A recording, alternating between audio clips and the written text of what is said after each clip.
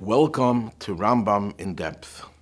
Today we're going to discuss a halacha of the Rambam in Hilchos Avodah Zarah, Perek Dalid, Halacha Zayin. In this chapter, the Rambam talks about the Ir Hanidachas, the city where most of its inhabitants worshipped idols. And after the Rambam discusses the penalty for the people who worship the idols, he talks about also the property that has to all be destroyed. And even people who are not guilty, their property is also destroyed. And then the Rambam adds the following halacha.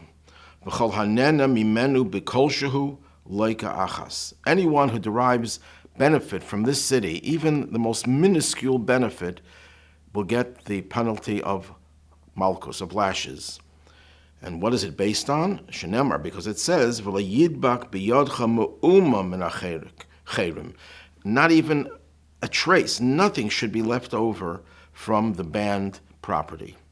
That's the halacha of the Rambam. The commentaries cite a work called Chikri Lev. Chikri Lev was written by a rabbi who lived in Israel, but previously he was born in Turkey in 1741, and he passed away in 1820. And he wrote a classic work called Chikri Lev. His life essentially paralleled the life of the Alter Rebbe. It was the same period, 1741. The Alter Rebbe was 1745. At any rate, this great Sephardic posek asks the following question. The Gemara in Shavuos, Daf Chafalef Amud Beis, asks a question on the sages. The sages had a dispute in the Mishnah with Rabbi Akiva. Rabbi Akiva says that if a person makes a vow, a shvuah, not to eat, even eating the smallest amount renders him, if it was done unintentionally, liable for a sin offering. And the sages in the Mishnah say to him, where do we find that the Torah prohibits even a minuscule amount? So the Gemara takes the sages' argument to task and asks questions from various prohibitions where even a minimal amount is enough to make you liable. So the Chikri Lev asks, of all the questions it could have asked, it leaves out this question. It could have said, what about the Ir Hanidachas? If one has even a benefit from the smallest amount, the most minuscule amount, they are liable. The Talmud could have asked that question, and it could have answered, well, the Torah says nothing of it should attach yourself to you. You shouldn't have anything to do with any amount of the idol worship, including the city in which the people worshipped idols. So the Talmud could have asked the question and given an answer, but it doesn't even ask the question.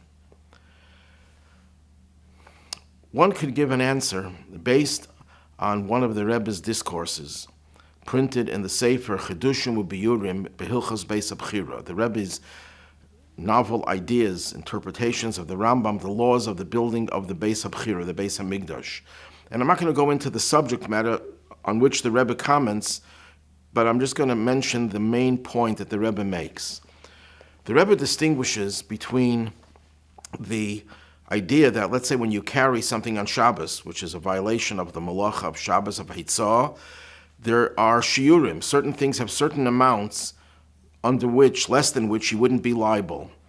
But certain things have no minuscule amount, any amount you're liable for. For example, if you carry a certain spice, pilpil, even the smallest spice has some type of significance and you're liable, or some type of perfume, you're liable. But then there's also Avodah Zarah, anything associated with idolatry, including Ir Hanidachas, there's also no minimum amount for which you're liable. So the Rebbe distinguishes between the two, and the Rebbe says as follows, that whenever you have a prohibition that says any amount, even a minuscule amount you are liable for, there are two ways of explaining it. One way is that this itself is a shear. This itself is the amount. In other words, the prohibition, every prohibition has an amount that makes you liable. Some prohibitions you have to eat, or the amount the size of a fig. Something the size of an olive, a kazayas. And some things, the shear is a minuscule amount. That's one category, but there's a second category that there is no shear, there is no amount for which one is liable. And that's why even a minuscule amount you're liable, because there is no shear, period. He says that's the difference between the minuscule amount for which you could be liable when you carry on Shabbos to all the prohibitions related to idolatry, where there is no shear, there's no fixed amount. When it comes to carrying on Shabbos, the idea of carrying does have a shear in generally, but there are certain things for which there is no shear because the smallest amount has some significance. People do care even about a trifle, even a small amount.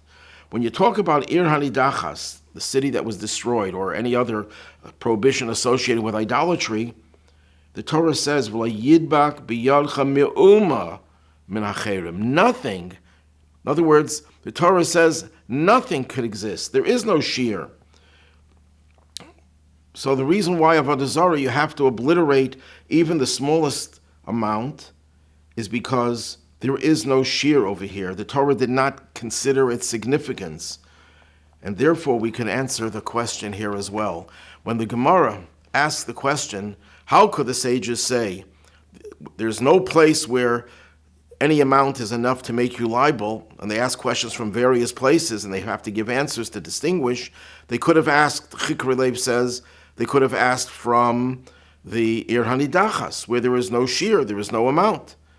And the answer is, all the cases that they bring are cases where there are amounts. Sometimes the amount is a large amount, sometimes it's a minuscule amount. But when it comes to Avodah Zarah, the Torah is telling us that there is no shear, period.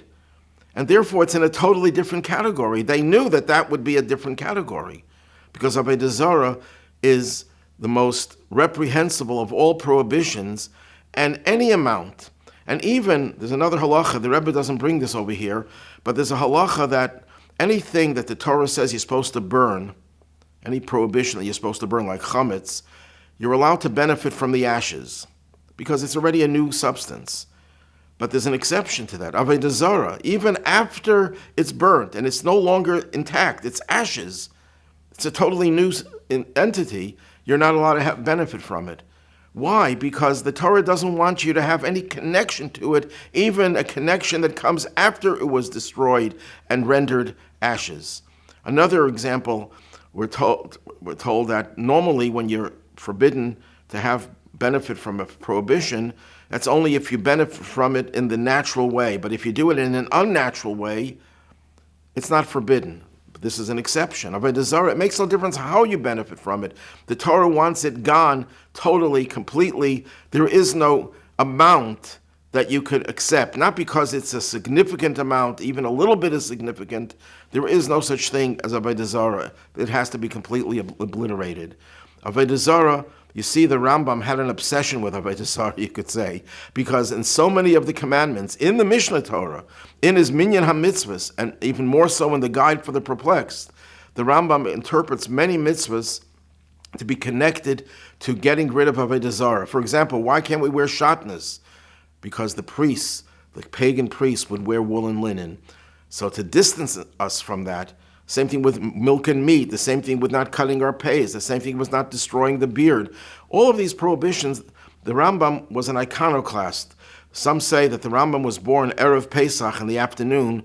What was the reason? Because that's when we destroyed the idol of Egypt, the lamb. And that was the Rambam's life, devoted to getting rid of any trace of idolatry so that we can usher in the age, as the Rambam concludes the Mishnah Torah, a time when God's presence will be pervasive, and the whole world will be filled with the knowledge of God as the waters cover the sea.